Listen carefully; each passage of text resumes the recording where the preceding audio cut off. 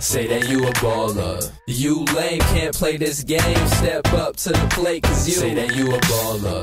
At the top, this is how I rock. Welcome into another episode of The Rebound and welcome into the Garden. Obviously, we're not in the Nesson Digital Studio. Happy New Year. This isn't a permanent spot for us, but Darren and I were able to be at the Garden tonight for the Celtics-Cavs game. So if you're watching this, we are doing this directly after the final. Celtics win. Celtics dominate in this one. They split the season right now with the Cavs 1-1 with the 2 times that they've played them. The Celtics looked incredible tonight. Yeah, kind of a wire-to-wire victory tonight. You know, going in, lots of fanfare, all that, but the Celtics really took care of business. You know, you had Kevin Love getting hurt early in the game, so that kind of changed the dynamic of the game a little bit. Isaiah Thomas obviously out. We'll talk about that more, but yeah, from start to finish, the Celtics. With the assist there. Celtics really wire to wire pulled this one out. Got a great showing from their bench. Terry Rozier, 20 points. Leading all Celtics scorers. I said my favorite thing to hear during Celtics game is Terry Rozier 4-3. Oh, yeah. It's the same pitch every time. It gets the people going. He looked great. Got fired. Gets fired up too. Fired up. He's kind of the spark plug off the bench. Same thing with Marcus Smart. 15 points for him. Yeah. So that's 35 points for Marcus and Terry. While you have Kyrie kind of struggling a little bit. I think he, you know, was right on 10 or 11 points. 11 points, but bench got it done. 6 Celtics players in all scored into double digits. Al Horford showed a lot of emotion tonight, I thought. There was one shot that he got off, a dunk, and he was pounding his chest, looking out into the crowd. He was showing a lot of emotion. And then post-game we heard from him, and he was like, meh. You know, I think it's important to note that the Cavs are coming off back-to-back games. I think everybody made a point to talk about that after the game. They said, you know, yeah, the Cavs are still a great team. They're coming off back-to-back games. We're rested. They looked rested. The Celtics looked rested and fired up for this one. I mean, the crowd didn't disappoint either. I think the Celtics kind of saw this as an opportunity too. You always look at the national TV games. NBA players circle these national TV games. They know everyone's watching, especially a game like this with all the storylines, Kyrie, LeBron, that sort of thing. You know, the Cavs coming off a back-to-back. Celtics, like you said, have a few games off. So they knew they could make a statement, you know, kind of catch the Cavs off guard a little bit, and they did. You know, the dunks are a little harder in a national TV game. You know, the didn't look it tonight. The celebrations are a little bigger, so yeah, that's the way it goes. Jaylen Brown put on a show, a dunk show for everybody watching tonight. Head to Twitter to see if any of those dunks, if you missed it. We do need to talk about something. You and I are both wearing a maroon color. This was not planned. The Cavs also, this is kind of like a Cavs color. I want to say we were kind of showing support for Isaiah Thomas. Obviously, he did not play tonight, but he was here. He did talk before the game. Here's what he had to say about coming back to Boston. I almost walked that way in their locker room. Nah, it's, I mean, I love this city. I love this organization. They've given me the opportunity to be who I always wanted to be, and I can't thank them enough. So there's no hard feelings to anybody in this city or anybody in this organization. And I'm glad I'm back. Like I always said, it's genuine love, and that's for the rest of my life here. So 53 points on my sister's birthday. That was probably the most special moment I've had here. It's been a lot of great moments in Boston though. Like my career skyrocketed here, and like I always say, they gave me the biggest opportunity I've ever gotten, and I can't thank them enough. So that was probably the biggest moment because it was just the toughest time of my life, but also one of the best games I've ever played. So I mean, it hurt being traded. I mean, it hurts no matter what team you get traded from, but when I knew I got traded to Cleveland, it was like it's an even bigger opportunity for me, a bigger platform, playing with arguably the best player in the world. Realistically, being able to compete for an NBA championship is something I always wanted to do. So when that opportunity came, I just had to take it and run with it. And I'm glad I'm back and able to put my talents and help this team in any way possible. How much do I watch the Celtics? I watch them a lot. I like how they play. I love Brad Stevens. I love Marcus Smart, even though he flops all the time. I love Terry Rozier. I love the coaching staff. Like I said, there's no hard feelings. Only hard feeling is Danny didn't send me no Christmas card this year. So. Did you send him one? Nah, but he sent me the last 2 years. Did he? He could have found my address somehow. You think you'll talk to Danny? Wrap it up. Thank you, Josh. Yeah, how about forgiving Danny? He texted me last night, so yeah, we're good. Thanks a lot. Thank you, guys. So obviously, nice to hear from him. He was all smiles. It was nice to hear him talk about Danny Ainge and how, you know, it's kind of over. He's over that whole situation. Yep. He did wait a little bit. I don't know if you noticed it, but I can't hold that paper. Doesn't matter. He waited a little bit to come out to the bench. Mm-hmm. He got a little bit of mixes of boos and cheers. I don't know if you noticed that, which was weird, I thought. Yeah. But there was no tribute video. Right, yeah. Didn't want a tribute video, but they stayed on him on the Jumbotron for a while. He waved. The crowd went nuts. He got a standing ovation, which was well-deserved. Yeah, a little compromise here. You know, it was kind of an awkward situation, just him being there. And it wasn't like he was in street clothes either. He was dressed. He was on the bench. You know, Ty Lue basically said he's not going to play back-to-backs, but he's still active. You know, he's still on the team. So kind of an odd situation, but then they show his face in the Jumbotron, and that gives Celtics fans to give him the whole standing ovation, pretty loud, and that's to be expected. You know, the boos obviously a little bit of a surprise. It was kind of like a smattering of boos, I would say. And then he got the big ovation. You know, he talked. You know, we saw earlier in the game. He talked about, you know, he has love for Celtics fans. You know, he wanted to wait for the tribute video just because he wanted to be playing. You know, I think that's an indicator of how much this means to him. Important to pull up the tweet while we're talking about this. Yeah. So producer Marc, cue that up. But the tweet, he was mad that people were saying, you know, why aren't you letting us do a tribute video? Right. Yeah. I mean, deservedly so, I guess. You know, he wants his family to be there. He wants it to be kind of a special moment for him. You know, I can understand why Celtics fans are mad too. Just from a selfish standpoint, if you buy a ticket to this game, you want to see Isaiah, you want to see the big return. You know, but it would have been a little weird if he wasn't even playing. And then, you know, the fact that you have them coming back February 11th too. You know, it's going to be kind of a packed night February 11th, though. We've got more than just Isaiah Thomas playing. Yes. In a tribute video for him, we've got something else going on. Yeah, Paul Pierce. Ever heard of him? You know, Isaiah also addressed that too. He's just kind of like, I don't want to take anything away from Paul Pierce. You know, like, you know. Who would? This is a tribute video. It's not going to take up the whole night, right? Yeah. Like, we can kind of share. I think it is it'll be a little weird. It's just a lot of emotion for one night, but that's the way it goes. Yeah, that's how things unfolded. It's going to be, you know, if you thought this was a tough ticket to get, February 11th. Toughest ticket in town. Let's talk about LeBron James. Obviously, if we're going to talk about the Cavs, we got to talk about him. Boos beyond belief when he gets announced. When he ran on the court, he got booed out of this place. Interesting that he didn't really play. Did he play at all in the second half? Yeah, a little bit, but a little bit, but I don't think at all in the fourth. Yeah, so that's the other thing. Cavs on the second night of a back-to-back. You know, they do this. They have a tendency of doing this. They manage the season. You know, you saw it last year. They got the 2 seed. You know, they didn't make a serious run at the 1 seed. So they pick their battles, and this is an instance where, you know, the Celtics bench was on fire. The Celtics kind of pulling away, and, you know, Ty Lue picked his battles. LeBron rests, and, you know, in the grand scheme of things, you know, probably the smart play, but it worked out great for the Celtics. Well, LeBron talked after the game. Of course, here's what he had to say. I mean, obviously, game one, everybody looks different at this point in the season, so it's not a surprise.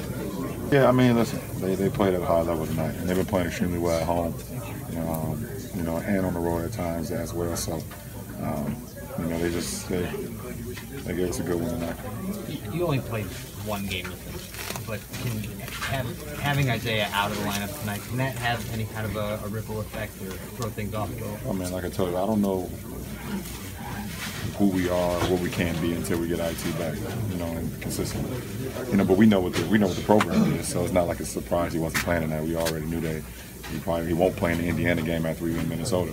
He's not playing back-to-backs right now. So, you know, until we, you know, get a full dosage of IT and get our rotations down and things of that nature, you know, we were playing well. And, you know, Tristan comes back, we integrate him. You know, we haven't played as well as of late, so we're trying to figure that out as well. So, you know, we'll be fine. What did you think of the game Rozier had? He's very good. Very good. getting more and more confidence every single night, and you know, this is his third year. You know, so you know, he's picking up you know, better habits, more habits. He's very quick, shooting the ball extremely well, so very aggressive too. Are you ever concerned about another team in the Eastern Conference? Absolutely. Yeah. Always. Why not? Well, I mean, because you guys have proven that you can, no matter what the situation is. I'm always concerned about teams getting better and better, but I'm more concerned about us getting better and better. That's the bigger thing. So you know, Washington and obviously this team right here. You know, Miami's trying to get better and better. Toronto is playing exceptional basketball right now. You know, the East is pretty dang good this year, and right now it's not so good, great, not so good. See what happens next, but you know, you always got to be concerned with the competition for sure. Longer way to go, but is Boston a different kind of threat this year than they were in past years? I think they were a threat last year. The injury affected them a lot. So you were in that locker room. Producer Marc and I were in the Celtics locker room. So what was the feel like overall? Obviously, not a loss that they wanted to see, but no, it was. Yeah, I wouldn't say the Cavs were too despondent. You know, LeBron was in relatively good spirits. I think they understand this is one game of 82. But Isaiah Thomas also talked again after the game. He mentioned just kind of, you know, he had a little post-game handshake with Kyrie. Went over and hugged a lot of the former players. About Kyrie, he was asked about that, and just said kind of as a mutual respect. You know, Kyrie and Isaiah, ironically enough, 2011 NBA draft. Kyrie was the #1 overall pick, and Isaiah was the last pick. So it's kind of an interesting, you know, dynamic between those two. But Isaiah still has a lot of respect for him, so it's good to see both of them. Jay Crowder also too, hugging a lot of his teammates after the game. Marcus Smart, Jaylen Brown. So nice little reunion. So. You tweeted something during the game that Jaylen, when he was shooting he three. made eye contact with Isaiah. Yeah, so this was in the corner, like near the Celtics bench, and Jaylen has a wide open three. This happens a lot. You know, a player on the bench will yell to try to distract him. At this point, it was Isaiah. Isaiah was kind of standing up the whole game. You know, pretty into it, and he barks at Jaylen right as he's shooting a three. And then Jaylen makes it, and he just kind of looks over at Isaiah and gives a little smile and like starts like nodding his head a little bit. So, and Isaiah was smiling too. All in good fun. Yeah, but you know, there's definitely some competition there. Yeah. So that was good to see though. Well, a cool moment for Terry Rozier, who, like we've said, had a great night tonight. LeBron James, like you heard, giving him praise. And then Terry was told about it in the Celtics locker room, and he said, you know, that's huge. That's really cool. That's big time. I'm keep working, keep getting better. You know, it's good coming from him. And, you know, I just want to stay working, keep working. Very calm. Terry Rozier's very calm, very kind of monotone. He doesn't get too high, he doesn't get too low in the locker room. On the court, he definitely shows emotion. In the locker room, in scrums, not so much. So, I mean, that's cool for him. Let's be honest. LeBron James is LeBron James. Terry Rozier has been out of college for, what, 2 years? Yeah. So that's cool. No, yeah, it's a good moment. And like LeBron said, just like third year of his development, he's starting to figure some things out. And he's at the point where on this team, he doesn't have to, you know, carry any load. It's just whatever he gives to the Celtics is a positive. It's a bonus. So I think that's a great situation for him. Well, let's talk about injuries, because the Celtics have dealt with a lot of injuries. December was tough for them schedule-wise. We're now into January. We're now into a new year. They seem pretty healthy. Knock on wood. Knock on parquet. Yeah. Knock on parquet. What do you see out of this team moving forward? I mean, we have a game on Friday night. Then they go to London. But January, a lot, I don't want to say easier, but a lot less chaotic than December was. Yeah, I think this stretch is going to be much needed. You know, obviously, you know, traveling to London isn't easy, but they only have one game, and I think a stretch of about a week. And then the All-Star break is you know, coming up in February. So I think this is pretty good. Celtics are already halfway through their season. They're the only NBA team to play 41 games so far out of 82. A lot of teams are 3 or 4 or 5 games behind. So I think it'll be good for them to rest, to kind of catch up. You know, you see what the toll of back-to-backs takes if you just look at how the Cavs played. You know, you look at some of their losses, the Celtics losses late December there. You know, I think Marcus Morris is a guy to watch. You know, he's battling that knee injury, and obviously spreading the games out will help him. That'll get him some minutes. You saw him play tonight because the Celtics were off the last 2 nights. It helps him, get in the lineup. So I think, Morris is a guy you want. Marcus Smart looked good. Yeah, Marcus Smart looked good. If this team is rested, you can say the same about every NBA team, but if this team is rested, they can do some big things, especially for the young guys, Jason Tatum, Jaylen Brown. If they have, fresh legs, they're gonna be doing good things. Yeah, Rozier was asked, where can you see this team going? Where do you see it going? And he started laughing. He's like, I don't want to say where I think it's gonna go, but I want to go far. Yeah. We want to go further than last year, which, no doubt. That's the expectation. Any team that's the kosher answer for any NBA player. That's NBA player media 101. But enough about actually, before we leave Boston, there's a new billboard that we have to address. Oh, yeah. Kyrie Irving. Actually, I've noticed a lot more commercials with Kyrie Irving in it. If you're in the New England area, you've probably seen them too. There's a commercial about his sneakers. Gronk is in it. Jason Tatum's in it. Yeah. So it's cool to see him kind of incorporating Boston as a whole into his brand. But there is a new billboard out that is playing on his team in high school and his team right now. Once a Celtic, always a Celtic. That's right. He was on the Celtics in high school. St. Patrick's Celtics in New Jersey. So yeah, it's kind of cool. I don't know how surprised LeBron it didn't come out sooner. I don't know how LeBron or Cavs fans will feel about that. I think it's timed up with this Celtics-Cavs game. Oh, okay. I think that's the marketing thing behind it. With the Cavs coming to town, he's a Celtic. We have him instead of you, basically. Very fair. But it's cool. We saw with Isaiah Thomas how he got a lot of billboards himself, and kind of ingratiating himself to the city. So I think definitely Kyrie will be doing the same thing. Absolutely. All right, now let's talk about the NBA as a whole, because it wouldn't be the Rebound if we didn't talk about the other teams. The biggest story outside of this game right now, James Harden. Yes. Yeah, he's going to be out for a little while. I think it's his hamstring. Pretty big blow for the Rockets. Huge blow. The biggest blow. Yeah. Pretty big blow is probably an understatement. He was playing MVP level basketball. He was a big reason why they were ahead of the Warriors, and now the Warriors have jumped ahead. So that whole race between the one and the 2 seed. Now that Warriors are going to be, they have Steph Curry back in the fold, so that's going to be tough for the Rockets to rebound. I guess you see how well their supporting cast does. What the Rockets are outside of James Harden. But obviously they have Chris Paul still. But as long as Harden's back for the playoffs, I don't think it's too big of an issue. But we might have to wait and see on that. I mean, the Celtics game when the Rockets were right here, you got to see how big of a threat James Harden is for that team. Absolutely. Any other news that you want to talk about throughout the NBA? Not much of a shakeup in the standings, not really. I think, well, this ties back to the Celtics again, but the Lakers are struggling right now, and they are right now, at least I think it was a couple days ago, they were the second worst team in the NBA, so that Celtics lottery pick, it has to be between 2 and 5. So the Celtics would be in position to get a pretty high draft pick next year. So just something to keep an eye on. All right, well, we're 41 games into the NBA season, meaning that we're about halfway through. Yeah. They're about halfway through taking down this Celtics parquet. We're getting the boots in. If you didn't know, the Garden turns into the Bruins Garden. They play tomorrow night, so we've got they dimmed the lights as well, which is probably better lighting for us, not so great for the entire show.